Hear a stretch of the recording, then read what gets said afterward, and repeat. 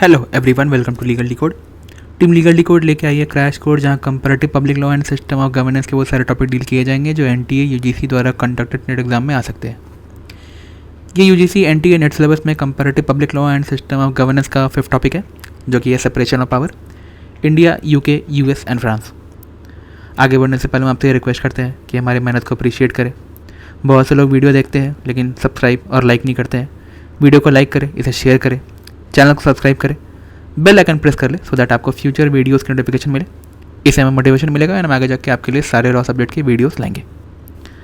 ना आज का टॉपिक स्टार्ट करने से पहले पिछले वीडियो में जो सवाल पूछा गया था, rule of law 19th century में किस ब्रिटिश ज्यूरिस्ट द्वारा पॉपुलराइज किया गया था? इसका करेक्ट आंसर है एविटाइसी, ऑप्शन नंबर बी। नाउ ये जो सेपरेशन ऑफ पावर टर्म है, इसे कॉइन किया गया था फ्रेंच ज्यूरिस्ट मॉन्टेस्क्यू के द्वारा अपने किताब स्पिरिट ऑफ लॉ में in the year 1748।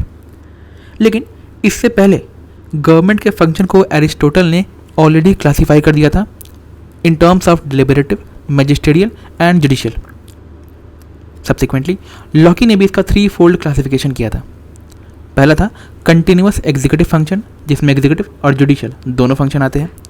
Discontinuous legislative power, जिसमें रूल मेकिंग पावर यानी लॉ मेकिंग पावर आता है। और लास्ट ही एक एक्स्ट्रा था फेडरेटिव पावर, जो कि है power to regulate the foreign affair.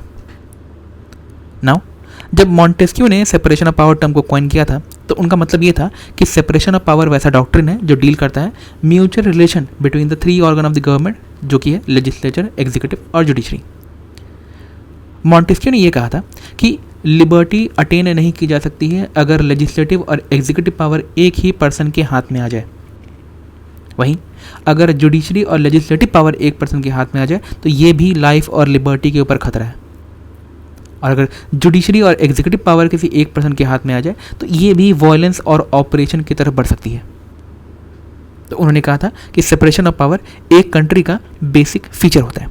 Now separation of power ये इंश्योर करता है चेक्स एंड बैलेंस। तो अगर पावर सेपरेट रहेगा तो इसका ये मतलब नहीं है कि सब लोग अपने अपने पावर इंजॉय करेंगे, वो दूसरे बॉडी के फंक्शनिंग पे भी एक चेक, एक बैलेंस एक्सरसाइज करने वाले हैं ना। Separation of power 2 separate angle से देख सकते हैं। पहला होता है सेपरेशन एज टू पर्सनल, ये इंडिविजुअल की बात करता है कि एक इंडिविजुअल कभी भी 2 ऑर्गन के पावर का एक्सरसाइज नहीं करेगा।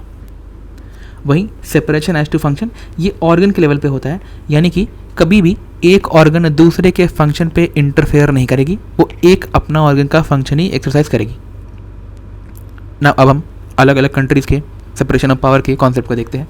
तो पहला कंट्री है यूएस। तो यूएस में जो सेपरेशन ऑफ पावर है वो स्ट्रिक्ट सेपरेशन ऑफ पावर कहा जाता है, ऑफ कोर्स कुछ एक्सेप्शन के साथ।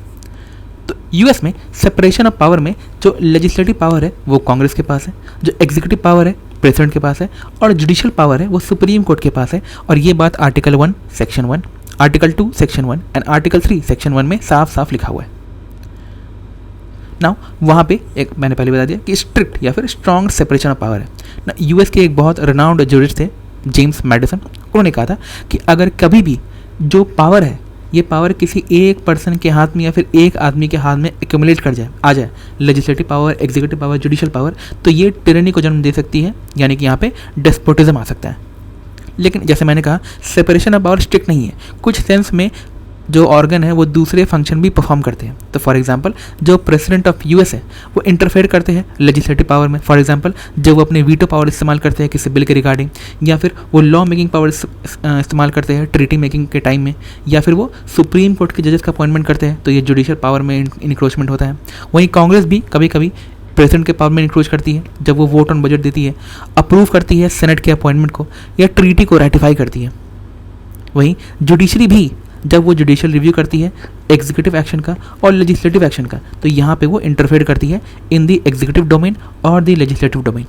तो यूएस में एक स्ट्रिक्ट सेपरेशन ऑफ पावर है, लेकिन वो कुछ एक्सेप्शन के साथ आता है। नाउ नेक्स्ट कंट्री है यूके। तो यूके में क्योंकि रिटन कॉन्स्टिट्यूशन नहीं है, तो वहाँ पे सेपरेशन ऑफ पावर के रिगार्डिंग कोई भी आर्टिकल नहीं लिखा हुआ है। तो लेकिन यूके में जो लेजिस्लेटिव पावर है वो पार्लियामेंट एक्सरसाइज करती है, एग्जीक्यूटिव पावर वो किंग करते हैं एंड जुडिशियल पावर वो कोर्ट करती है। और काफ़ी लूज सेपरेशन ऑफ पावर है क्योंकि कोई रिटन कॉन्स्टिट्यूशन नहीं है।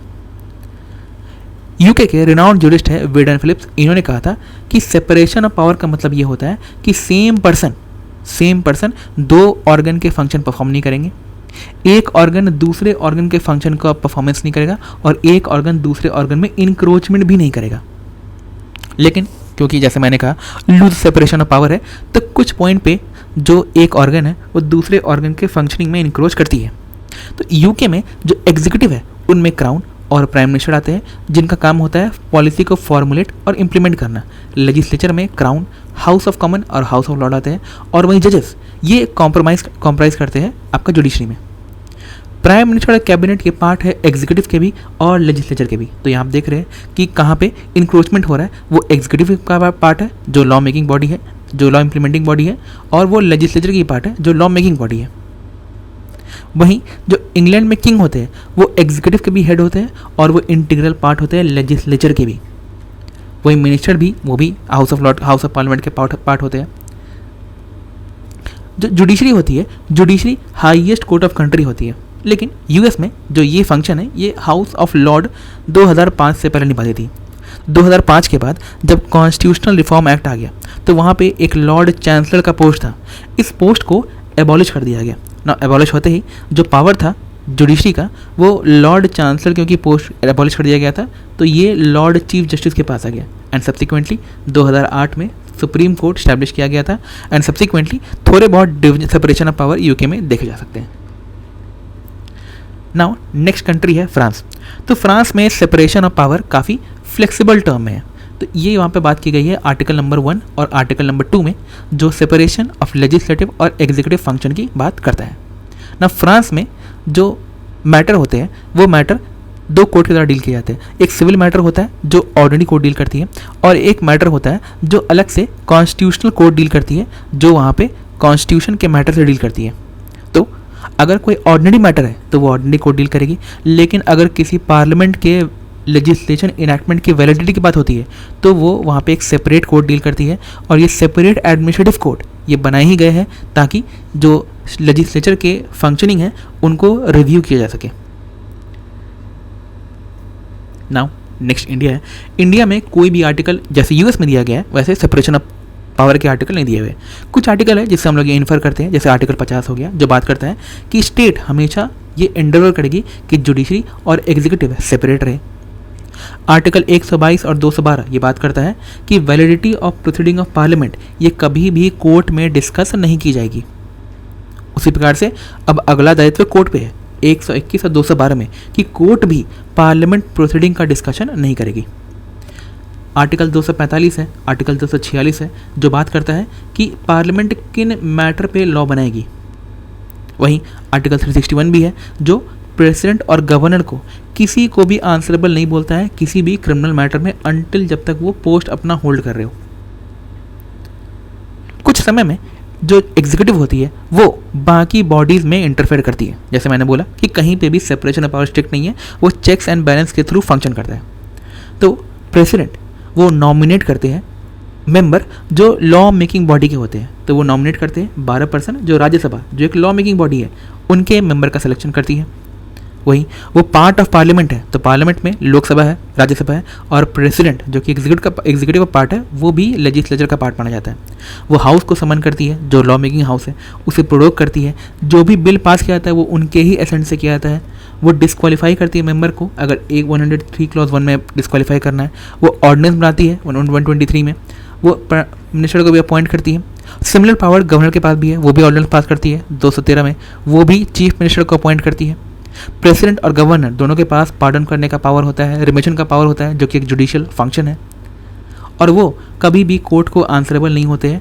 और प्रेसिडेंट सुप्रीम कोर्ट के जजेस का भी अपॉइंटमेंट करती है under article 124।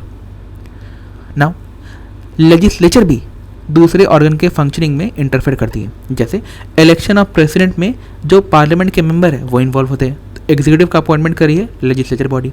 Council of minister वो हमेशा एड एंड एडवाइस करेंगे प्रेसिडेंट को, और president will always work on the aid and advice of council of minister. Removal of जजेस ये भी किनका फंक्शन होता है, तो ये पार्लियामेंट का फंक्शन होता है। वहीं जुडिशरी भी जुडिशियल रिव्यू के द्वारा एग्जीक्यूटिव और लेजिस्लेचर इन दोनों के फंक्शन में इंक्रोच करती है। नाउ सुप्रीम कोर्ट ने कुछ प्रोनाउंसमेंट दिए हैं सेपरेशन ऑफ पावर के रिगार्डिंग। तो पहला केस था Ram Jawaya Kapur versus state of Punjab. तो यहाँ पे सुप्रीम कोर्ट ने बोला था कि सेपरेशन ऑफ पावर ये इंडिया में एब्सोल्यूट टर्म में या फिर एब्सोल्यूट टर्म में नहीं दिए हुए, लेकिन हाँ जो तीनों ऑर्गन हैं उनमें कुछ डिमार्केशन तो की गई है।